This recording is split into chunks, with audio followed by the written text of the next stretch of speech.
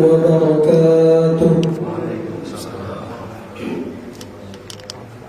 الحمد لله الذي علم بالقلم علم الإنسان ما لم يعلم. أما بعد, bersyukur kita kepada Allah Subhanahu wa taala dengan mengucapkan alhamdulillahi rabbil alamin. Berserah kepada Nabi besar Muhammad sallallahu alaihi wasallam dan melapaskan doa, Allahumma shalli ala sayyidina Muhammad wa ala ali sayyidina Muhammad. Jamaah muslim-muslim JCT yang dirahmati oleh Allah Subhanahu wa taala. Pada kesempatan ini, kami dari PKM Masjid Muslimin JCT akan menyampaikan beberapa hal antara lain. Yang pertama, laporan kontak infak dan pengeluaran Ramadan 1443 Hijriah. Sisa saldo Ramadan malam ke-23 per 24 April 2022 ialah sebesar Rp992.000. Infak malam ke-23 Ramadan ialah sebesar Rp1.013.000. Total pemasukan malam ke-23 Ramadan ialah sebesar Rp2.005.000. Pengeluaran malam ke-23 Ramadan ialah sebesar Rp1.025.000. Infak khusus untuk iktikaf dari Pak Haji Harun sebesar Rp1.500.000. Jadi sisa saldo kas Ramadan per 24 April 2022 ialah sebesar Rp980.000. Terima kasih kepada para jamaah atas sedekah infak yang telah diberikan. Jazakumullahu khairan, khairul jazaa bil jannatil firdaus, amin ya rabbal alamin. Selanjutnya, pada malam ini PKM Masjid Muslimin JCT mengajak jamaah untuk iktikaf bersama yang dipimpin oleh Ustaz Taufik. Sebagai imam tarawih pada malam hari ini yang akan dipimpin oleh Ustaz Abdul Rashid dan bidan yang akan dipimpin oleh Ustaz Ahmad Rifai. Selanjutnya, marilah bersama kita dengarkan tausiah yang akan disampaikan oleh Ustaz Haji Suyanto LCMA. Demikian yang dapat kami sampaikan. Mohon maaf jika ada kesalahan. Wabillahi taufiq wal hidayah. Assalamualaikum warahmatullahi wabarakatuh. Kepada Ustaz, waktu dan tempat kami persilakan dengan segala hormat.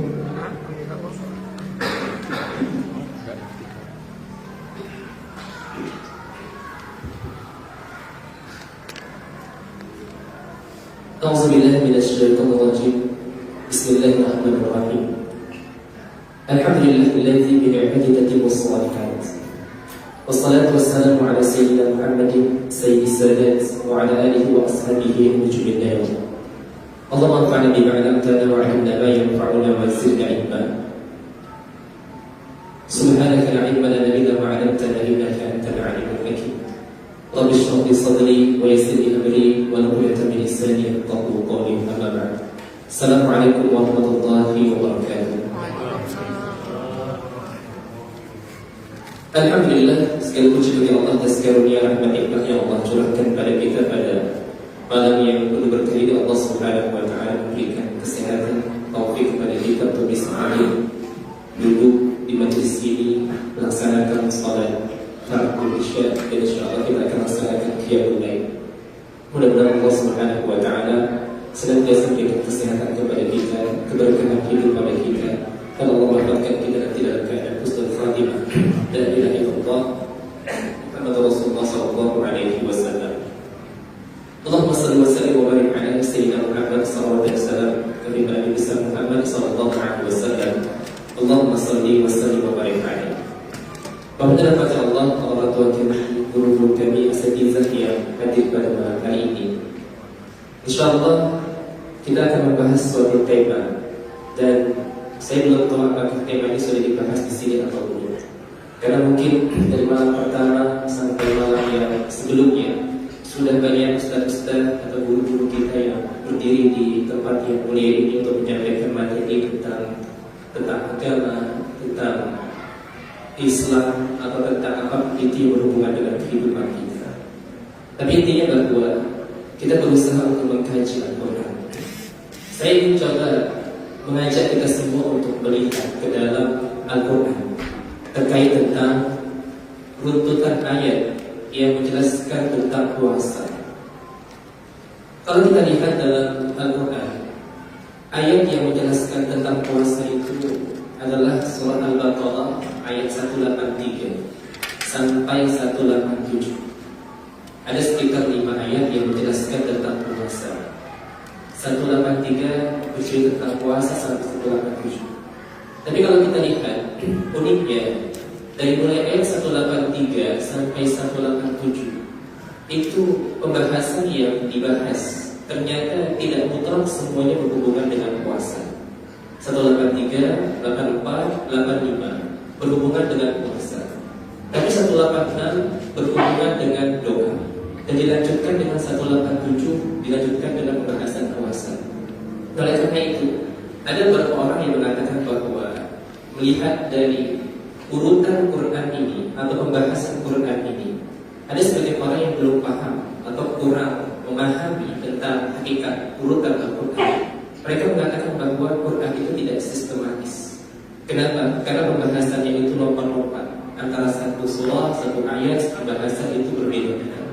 Contoh, mereka mengatakan bahwa Al-Quran tidak sistematis. Kenapa? Karena pembahasannya itu diulang-ulang.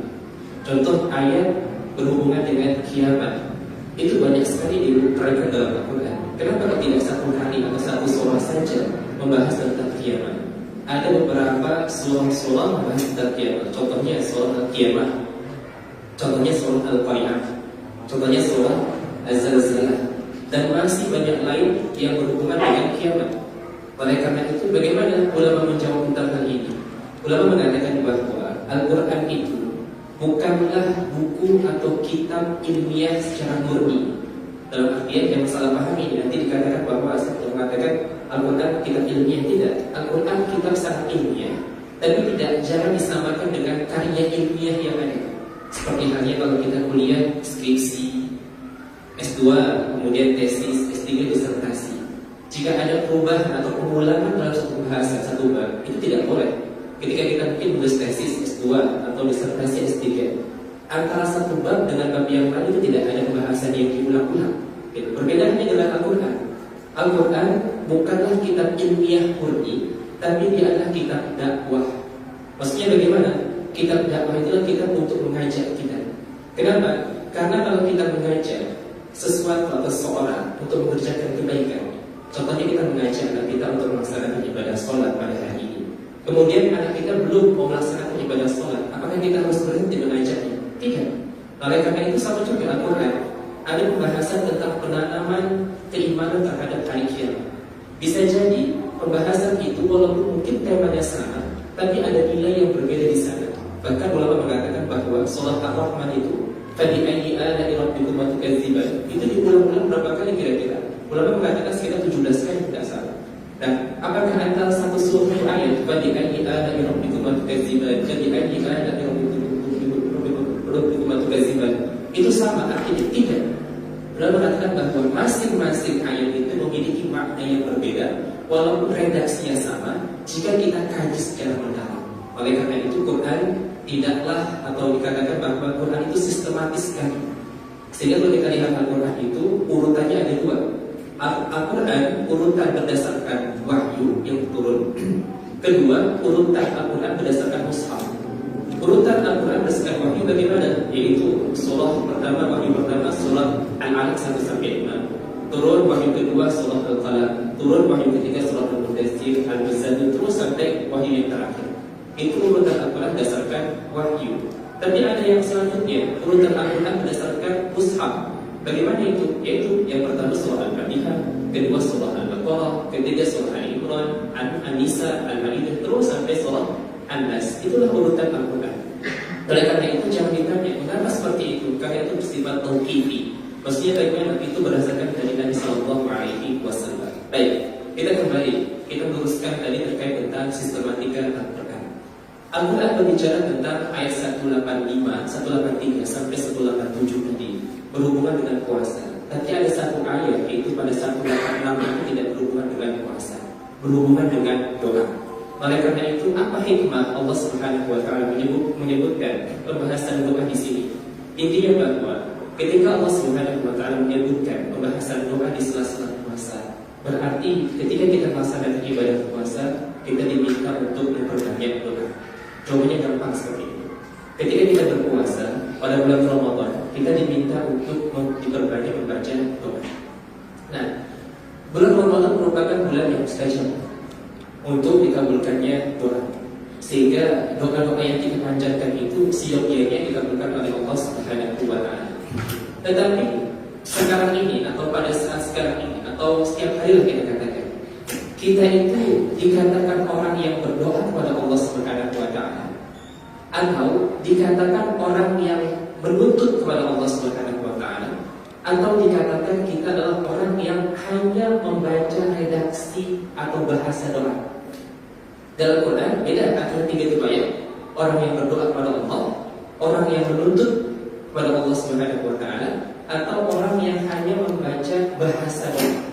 Dalam Al-Quran surah ayat Al-Baqarah 186 Allah mengatakan, "Wa idza sa'alaka 'ibadi 'anni fa inni qarib ujibu da'watad da'i idza da'an." Ya, kalau ada yang bertanya tentangku, maka katakan aku dekat. Ujibu da'watad da'i idza da'an. Aku mengabulkan doa orang yang berdoa. Nah, Allah hanya mengabulkan doa orang yang berdoa. Ya. Kenapa? Apa beda? Apa yang dimaksud dengan doa itu? Apakah selama ini kita berdoa, atau kita menuntut kepada Allah, atau kita hanya mengucapkan redaksi bahasa doa? Sehingga bisa jadi kalau kita hanya menuntut kepada Allah Subhanahu wa taala, atau kita membaca bahasa doa, itu tidak dikabulkan oleh Allah Subhanahu wa taala. Jangan salahkan. Kenapa? Karena Allah meminta kita untuk berdoa. Oleh karena itu, bagaimana kriteria atau adab seseorang itu dikatakan berdoa kepada Allah Subhanahu wa taala? Nah, ulama mengatakan seperti Syekh Muhammad Al-Buki dalam Syarah Hikam, dia mengatakan bahwa seorang itu dikatakan berdoa, pertama harus terpenuhinya adab-adab yang dia laksanakan. Pertama, ketika dia berdoa harus memohon ampun kepada Allah Subhanahu wa taala. Itu satu. Mengapa? Karena bisa jadi karena doa itu kan permohonan dari bawah menuju ke atas, dari bawah menuju ke atas, dan itu penuh dengan adab. Kalau dari atas menuju bawah disebut dengan perintah. Tapi kalau dari bawah menuju ke atas, dari makhluk pada khalik disebut dengan doa. Nah, kita diperintahkan oleh Allah Subhanahu wa taala untuk mengerjakan kebaikan.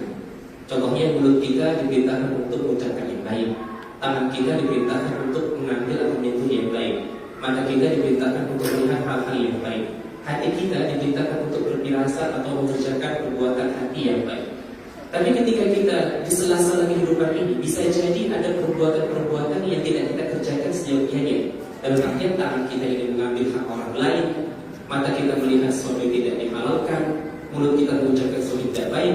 Tiba-tiba kita datang kepada Allah Subhanahu wa taala tanpa minta ampun kepada Allah dan memohon kepada Allah Subhanahu wa taala. Kira-kira Allah Subhanahu wa taala kalau seperti itu, diperintahkan tapi tidak mau mengerjakan, dilarang tapi dikerjakan, Allah berikan tidak? Secara logika tidak diberikan. Sama seperti hal ini kita gambarkan, ilustrasikan. Ada seorang pegawai diperintahkan untuk bekerja dengan baik, menjaga toko contohnya, tidak mengambil barang, datang tepat waktu, disiplin oleh pemilik toko, oleh tuannya, kira-kira seperti itu.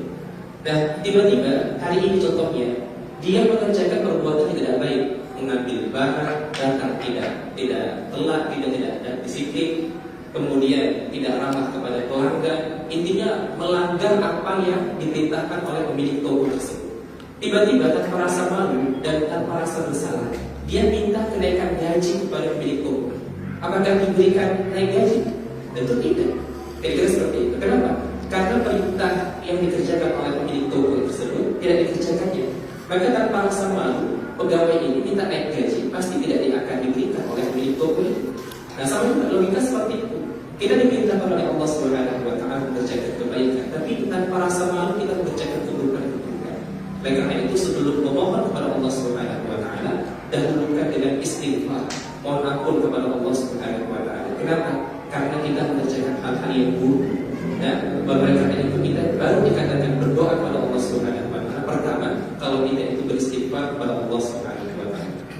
Kedua, bagaimana kita dikatakan berdoa? Kita dikatakan berdoa itu apabila kita menghadirkan hati kita bahwa kita itu sadar kita sedang meminta kepada Allah Subhanahu wa Ta'ala. Bisa jadi selama ini kita mengucapkan bahasa doa. Kenapa? Karena hati kita itu tidak hadir ketika kita mohon kepada Allah Subhanahu wa Ta'ala. Jadi kita hanya sekedar mengucapkan bahasa doa itu saja. Rabbana atina fid dunya hasanah, Rabbana zalamna anfusana. Itu saja. Tapi hati kita tidak hadir ketika kita meminta kepada Allah Subhanahu wa Ta'ala.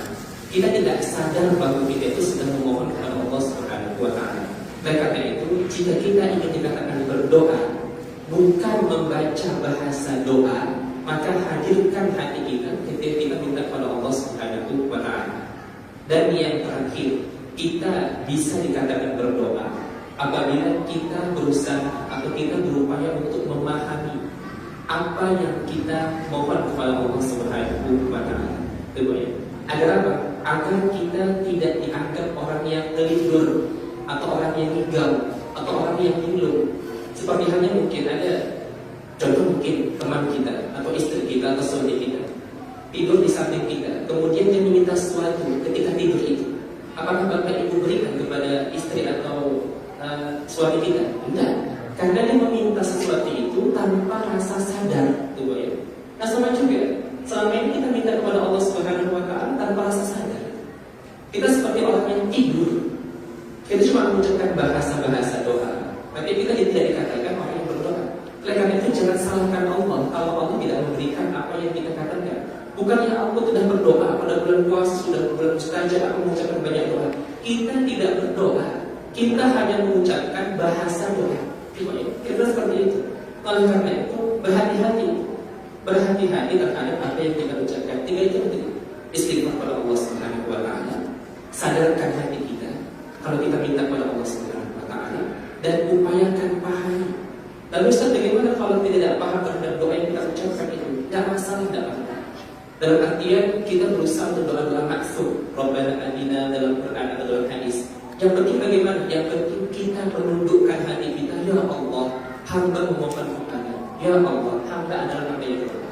Hadirkan hati kita bahwa kita itu minta kepada Allah Subhanahu wa Ta'ala. Jangan seperti orang yang lindur tadi, orang yang ngigau atau orang yang lindur tadi, mengucapkan sesuatu tapi tidak dipahami atau tidak disadari. Baik, kita katakan bahwa bulan Ramadan, sebelum saya tutup di sini, Ramadan merupakan bulan yang mustajab. Tapi walaupun dalam mata Allah, jika mungkin kita sudah berdoa, adab-adab tadi sudah kita laksanakan. Kita berdoa banyak dan banyak hal yang kita sebutkan, kira-kira seperti itu. Tapi ternyata belum datang apa yang Allah berikan kepada kita. Maka ada sebuah hikmah yang bagus dari Ibnu Athaillah As-Sakandari dan kita hikmahnya. Mungkin sebagai kita sudah baca, saya kutip di sini. La yakun ta'akhuru amadil qada ma'al ilhah mujiban lil yasir. Fahuwa dhamir al-istijabah fima yaqulu lak wa fima takhtar nafsik wa fi waqti al-izmi la fi waqti al-izmi. La yakun, janganlah menjadikan keterlambatan pengabulan doamu itu menyebabkan kamu berputus asa. Kenapa? Karena Allah menjamin terkabulnya doa yang kamu panjatkan pada sesuatu yang Allah inginkan, bukan pada sesuatu yang kamu inginkan. Wa fil waqti alladhi yurid, pada waktu yang Allah inginkan, bukan pada waktu yang kamu inginkan. Baik, kenapa?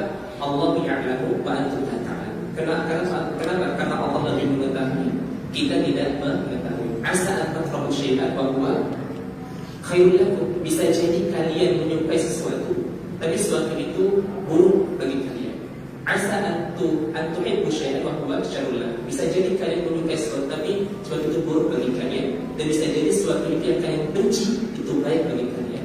Allah ya'lamu wa antum la ta'lamun. Allah lebih mengetahui dibanding kita. Oleh karena itu, berusaha senantiasa kepada Allah Subhanahu wa Ta'ala pada bulan yang mulia ini.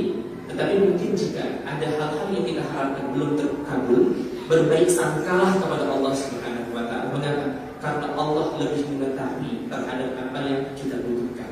Wallahu a'lam wal 'afwu minkum. Ini yang bisa disampaikan. Assalamualaikum warahmatullahi wabarakatuh.